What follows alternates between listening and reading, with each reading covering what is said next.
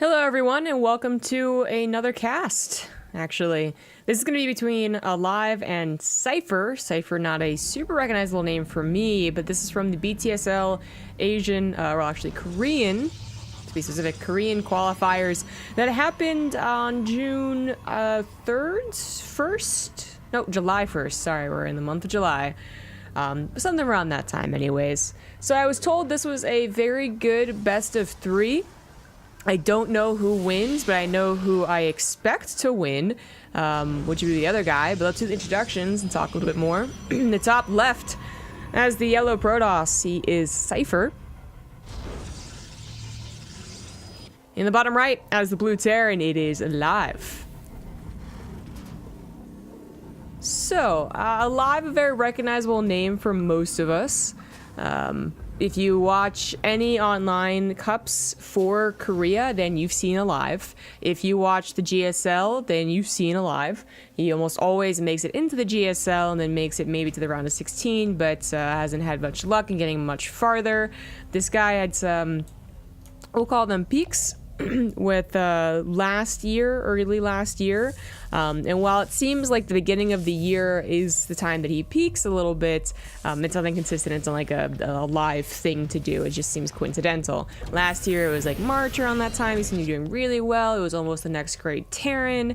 This year he started doing well again in online leagues, but never really did super well. But he still is always a consistent player that you can depend on, sort of like Keen as well.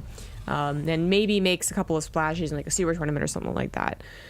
But apparently this series was very good. So I gotta talk about this guy a little bit. Unfortunately I can't talk about him much because I actually just don't know much about him. I believe I've seen the name in a couple of other qualifier spots. Ooh, we have a Marauder slow opener from Alive. But otherwise, it's not really ringing any bells. Usually when you see these up-and-coming Protoss on the Korean server, they are a little bit cheesy. That seems to be a very popular way as to how a lot of Koreans of any race make a mark and start taking down the bigger names, is by being cheesy, which more power to them, and then they have to round out their macro skills and actually become like a dependable player. But we do have just a regular Stargate back at home despite that probe's position, so nothing too weird from our Protoss, but Alive's actually doing the Marauder slow like I was talking about. But yeah, so this is apparently very good. I guess Cypher is going to do something that's really cool I want to be impressed with. I'm not sure what. So the Marauder slow opener is revealed, which this was not going to be that great of a build. Well, it might still be an okay build. We'll see how it happens with the attack, but it was revealed, which I think is not what Alive wanted. You know, he went for this opener, and if it was a stalker or an adept trying to get some cheeky kills, then that would have been tagged and died, and that would have been a much more expensive loss than a probe. But as long as it's scouted, because Cypher does have to take this a little bit seriously, he's going to go ahead and get a shield battery. Now, whatever pops out of the Stargate could take care of this, right? The Oracle might take a while to kill a Marauder, but it would eventually kill it without dying itself. But he's not 100% sure if there wasn't a factory put down behind here, and a Cyclone might be following this up. I mean, that would be kind of an odd build, but it could have happened. So yeah, this will just be dealt with whatever units he has. Of course, the Marauder slow makes it scary to lose the units, because unlike a regular situation, in this matchup, TVP at around 4 minutes, your stalkers actually can't out-micro everything on the field, which some Protoss are used to. The shield battery made sure that was an easy defense. That wasn't very committed by Alive. You know, we got to Marauder slow, but it's a 50-50 cost upgrade. It doesn't take long at all. So while maybe his stim could have been like a little bit faster, he still is ultimately going for a 3 racks build with a lot of bio units and some faster upgrades. Now the Oracle's gonna come in here, deal some damage, but shouldn't get a lot, and shouldn't die either, because it does still need to scout out what's going on. I think the very popular follow-up to a Marauder slow is definitely going into 3 racks, but you want to confirm with the Oracle. Now, the Oracle didn't actually see all the barracks, but there is, I think, an assumption there's a third one. He saw the factory timing, so that's going to tell you usually, as any race actually, no matter what you play, where the Terran is at, is when do they get that factory. So in this case, it's pretty late, probably going to be a 3 racks, as well as just the amount of units that happened. Second Oracle plus a third Oracle, actually. He already pumped out 2 more. So this is delaying his expansion a little bit more than it probably maybe could have. The game sounds off. Maybe I just missed the Nexus being built. It's like I could have sworn I heard something, but... Alright. I did the zappy zaps, but they're kind of low, so I might change that in a second. But we want to see how the damage can be done. I mean, they could actually take out combat shields, and I think they could have. Oh, there we go. There's louder sounds. They could have gone for combat shields. And I forget who it was, but that's SOS probably, who was diving in deep with even 5 oracles, trying to get the tech labs and add-ons. And if you do it fast enough, you can get those important upgrades. But it is shoot away. There was enough Marines with stims. That was extra scary. And Cypher's able to keep hold of all of his oracles. Gets a 5-minute third Nexus. Just said it's like, if you go for a Stargate opener, sometimes you can be kind of greedy. You can go for a 4-minute Nexus or really old school 330 Nexus. But we don't see that much anymore. Lots of gateways going into that blink +1. Alive hasn't seen any Phoenix, and with triple Oracle, it would be a very, I feel like a dangerous move to go into Mass Phoenix as well. So I think the assumption for Alive is that he will be expecting Blink Stalkers, not Phoenix roaming around, which is good. I mean, Phoenix usually just patrol somewhere, but Stalkers, obviously they can be recalled to one place, and they're usually patrolling around their natural or their third. As putting them in the main with limited scouting is just a little too dangerous.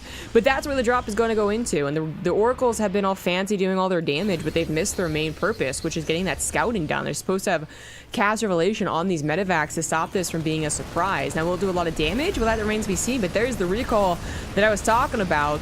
No blink is available, so the medevacs could have picked up and gotten out, but instead he's going to just stay and fight.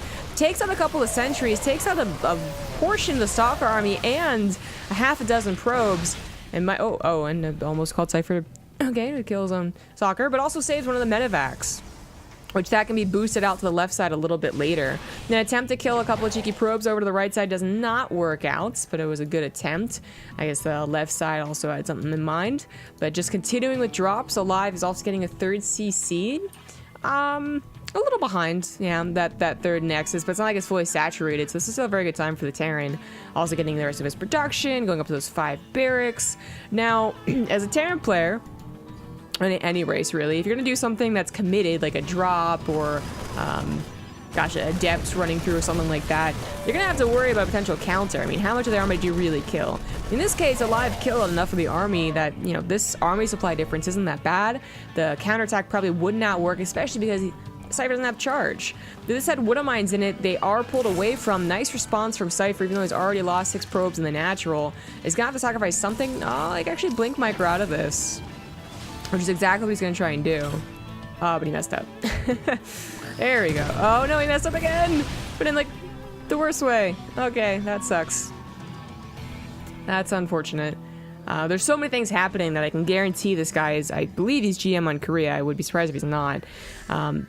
Like, obviously he's good. Obviously he knows he can dodge with Blink, but just messed up with so many things happening. Now we've reached kind of a lull in the game. With Medevac is going to wait for another attack to happen, because it's just not very wise to go in with one Medevac or one attack unless it's the big army fight. There's no point, like it's easily responded to. But the medevac over to the top left does finally escape, and there's that point where, you know, any Terran wants to start transitioning into either Vikings, if it was Colossus, or Liberators, usually Liberators, and they don't want to make any more medevacs, so keeping them alive, finding those ones that are hidden away or barely escaped can be important. Oracle, once the Revelation, is just going to deal with being alive first. There we go. That's exactly what he was missing with the first attack. This army is now pretty scary. It's going to have +2. There's going to be Archons in a second here. Oh, Oracle does go down. Oh, second one almost went down too. And most importantly, just charge, Guardian Shields, the works of the Twilight Council upgrades.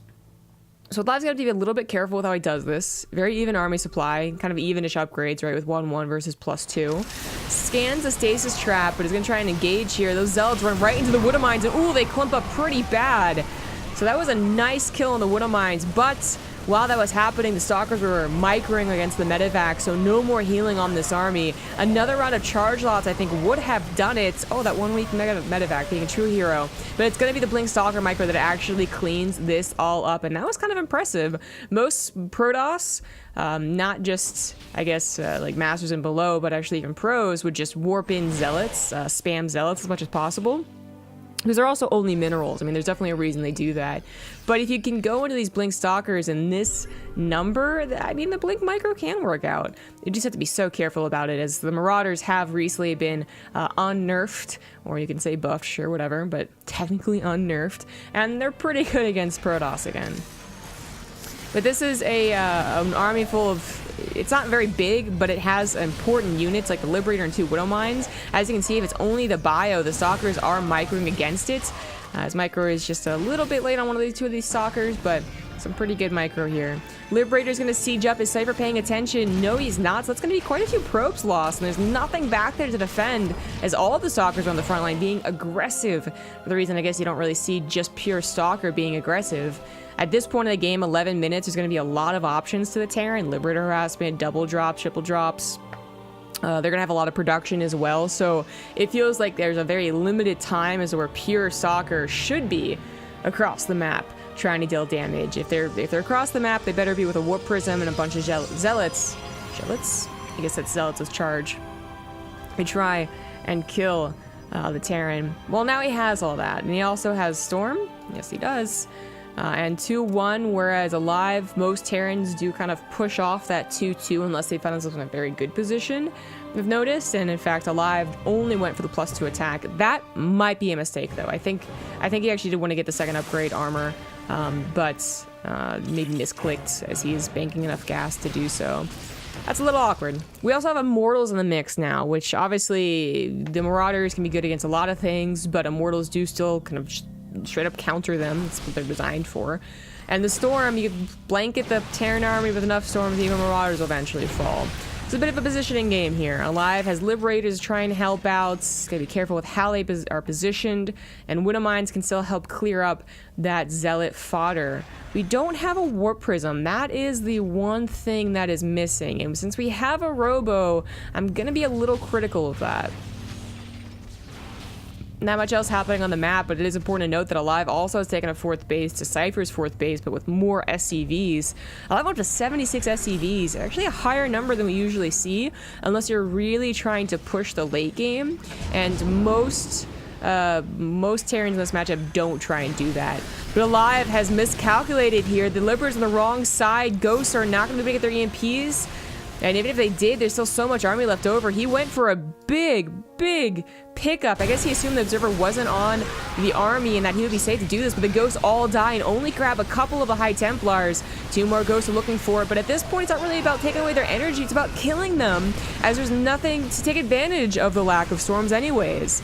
This is going to turn into a base trade, and I guess this is why it was highly recommended that this is going to be able to cancel that Colossus transition, which is very important because I don't think it'll have an answer really other than just a concave. There won't be any Vikings produced, as his production is about to be camped. Stalkers blink up, and oh man, Cypher's going to be really regretting not getting a Warp Prism, I think. Not just for reinforcements, but also for micro. Some of these situations can get very down and dirty, very limited. Oh, that's awkward. Okay, without that, okay, a little bit of extra damage done, I guess. But like, you know, Stalker micro times 2 can sometimes save your life in these base trades, but there goes the Robo. So that's not going to happen anymore. Production is going to be what gets killed next, and that's only fair. It's going to be an eye for an eye. Liberators tried to pump out and help, but I guess maybe they got like a Zealot or something. It's not much. Their base is also under attack. You got to split your units. You got to recognize it's going to end up a base trade, and you got to just try and kill everything as fast as possible. Don't let your opponent get away with any amount of mining. Now, speaking of mining, we have a command center lost here. This one is going to start burning, so should be repaired. Planetary is going to help out because that'll kill at least a couple of units, and it is getting down to that. It's like, okay, I need to kill a couple of units territory. Look how even their army supply is. But we do have the SCVs pulled away. Didn't we? Maybe I was watching something else. I guess I was watching the probes be pulled away. Oh no, some SCVs were pulled away. They went to mine, funnily enough. But losing those command centers, obviously a big deal, because Terrans can be quite good in this situation if they can just land a command center somewhere. Even if they had 0 minerals, they can rebuild with mules, 0 SCVs. So that's gonna suck if that burns down. We're gonna keep an eye on that with the tab here. But all the Nexus are dead. Cypher's having to rebuild one, but I was gonna note that they both have a sizable bank. They're both kind of prepared for this in that fashion. I think a better preparation would have been Storms at home for Cypher and then Liberators at home for Alive. But last Liberator is gonna be taken down. Unfortunately, the Planetary is gonna fall with killing not too much. And then supply depots they might as well just be canceled. They're all gonna die. And unfortunately, I believe that was all the SCVs too. But here comes the army to try and stop that all from happening. I guess that's why he tried finishing it. That's why he tried repairing the planetary.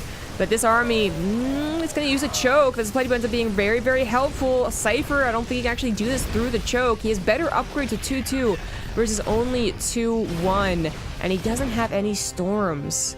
That's a big deal here. I don't know what happened in the main base or the fourth or what, but he did have High Templars. I guess they morphed all into Archons. The Archon still presents a very tough thing to deal with. Whenever it gets an attack, it is splash, and it is getting a couple of swipes, so those Zealots have been dealt with. So have the Medivacs, once again targeting them down with the Stalkers.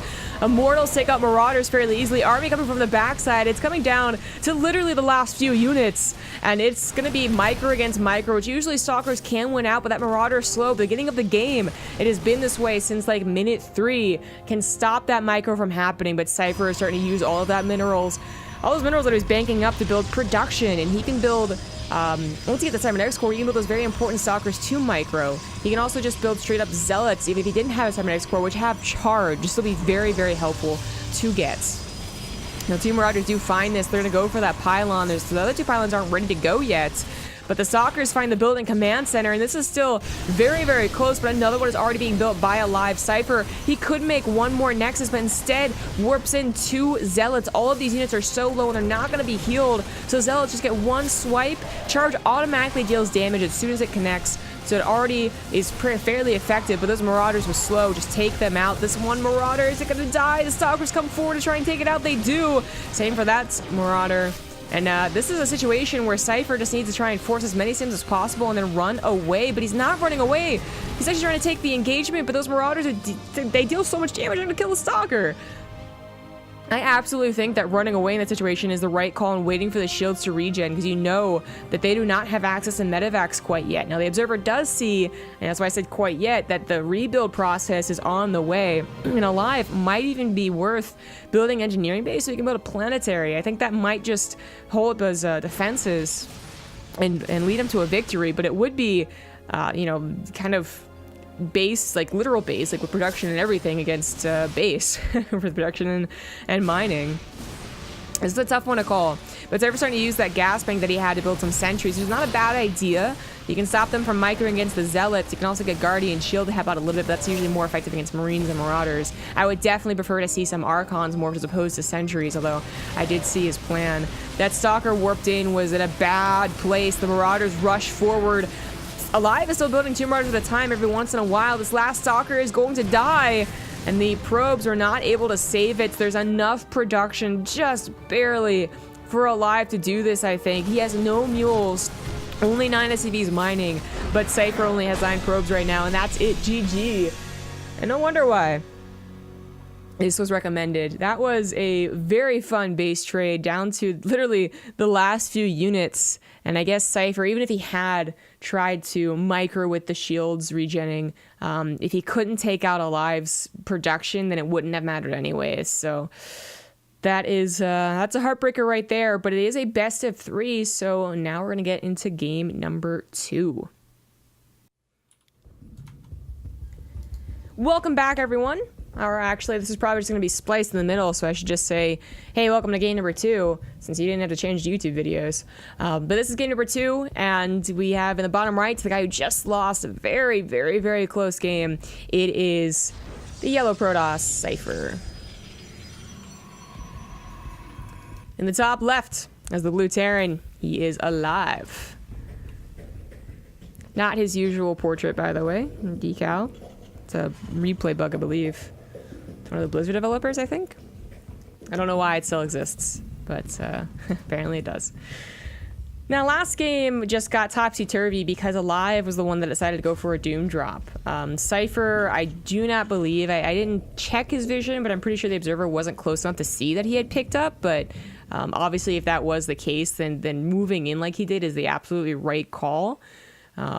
Just if he had maybe a couple more seconds of preparation, both of them, if they had a couple more seconds of preparation, that's Liberators on a ramp or High Templars in waiting to cast Storm, or even feedback, right, against those medevacs that are flying over. So it was one of the fastest base trades to happen. Sometimes even in TVP, but certainly, TVT, Terrans have experience in this. It's going to become a base trade. You just realize that it's either that or super long 5-7 base macro game, and you just have to go for the Doom drop. You can prepare. You can start building up your tank count. You can start building up your Liberator count. You can shore up your defenses with missile turrets. But when it happens like that, when Alive probably thought the Protoss wouldn't see him pick up and wouldn't move in with the Liberators kind of protecting, it gets topsy-turvy really, really quickly. But that is kind of, like, Alive made a bigger risk than usual. Yeah, he had Liberators, but there was 2 of them. I think the third one was, like, popping out. And he also had Ghosts, but not that Cypher saw that until a little bit later. If you have, like, 8 Liberators, oh god, go for the Doom drop, sure. They'll probably not break the 8 Liberators with sufficient trades anyways. But when you have 2, I mean, that's you just being like, ooh, I'm a ghost, I'm scary, trust me, I'm not gonna do anything, just be afraid. Like, it's just a lie. And Cypher absolutely was right in trying to take it out, especially because the Liberators were out of position. But anyways, we also had an interesting opener, right? That didn't really impact the game so much as the base trade did, but we had Alive go for the Marauders slow, we opened up the Marine first, then we have the Reaper, funnily enough on Acid Plant, which is a very bad Reaper map. Checking for the probe, and the probe, in this case, is going to set down that pylon with a Twilight Council. First, I am kind of feeling the DTs, but it actually could just be for proxy warp-ins of Blink Stalkers, so there'd be slow warp-ins, unless he commits to even a gateway here. Can you fit a gateway in here? But yeah, it's one of those 2, right? So what is it gonna be? Dark Shrine. Okay, so that's what I was expecting. I think if you are gonna do gateway pressure, it's usually earlier, not with Blink. Usually just like wait for a Warp Prisoner, gonna actually do Blink, but you can definitely do it with Blink with a proxy pylon over here. Certainly that is like something that you can do on a map that has no ramp, especially. Reaper's taken out, as they have to build a bunker, and if they don't, and your 4 Stalkers become 7 Stalkers with Blink, well then they might die. But a Dark Shrine works too, and a Dark Shrine is going to be hidden. Alive got a Reaper Scout in here, but he saw the Twilight Council? Did he though? Did he? Hold on here. No, he didn't, because the Reaper goes up here automatically. And he was trying to wrap around to see what could be over here, but he didn't. So that could be a Robo. He dealt with a Stargate last game, and then Twilight Council was a third option. It's kind of hard to decide. He saw an Adept opener too. Oh, but look at this. He is going to go scouting, and he sees that Dark Shrine. He sees the Proxy Pylon. That is some really nice, just knowledge, You don't know what they're doing. You see only 1 unit out trying to kill your Reaper. Maybe he saw 2, actually. The Adept is probably over here. But you don't know. So start scouting everywhere. If you see a Proxy Pylon, start thinking about DTs, because if it was the Stalker attack, they might have already started. So obviously he knows it's DTs. Now I still would love to kill the pylon, but that's not going to happen. So DTs are warped in. Oh my god, what did I miss? What the... Oh god, he still went for the Wood of Mine drop.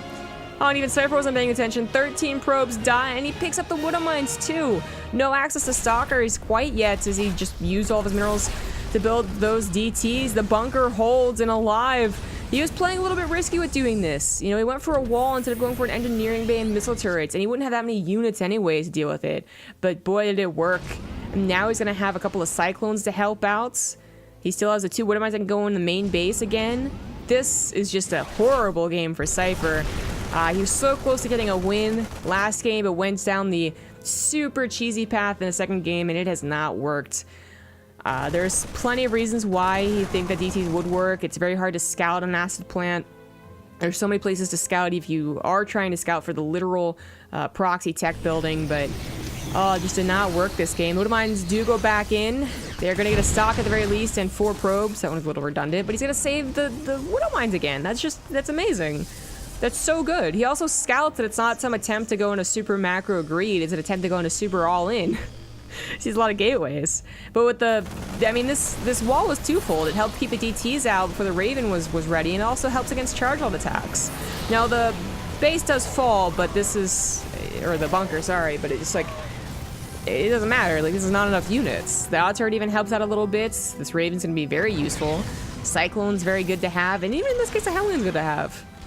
Another bunker's ready to go anyways. We got Banshees and tanks, and Cypher is absolutely dead. Let's not forget these are all slow warp-ins.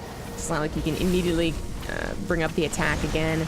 But even if he takes down the wall, there's so many units. There's an SCV pool that can absolutely happen. I mean, F-Live's doubling just about the probe count, so he wouldn't mind losing a couple of SCVs in that case. And the tank just makes it just a perfect defense. They could even go in the low ground, but he's obviously a little scared of that because charge outs would make that tank, would nullify it if it wrapped around it.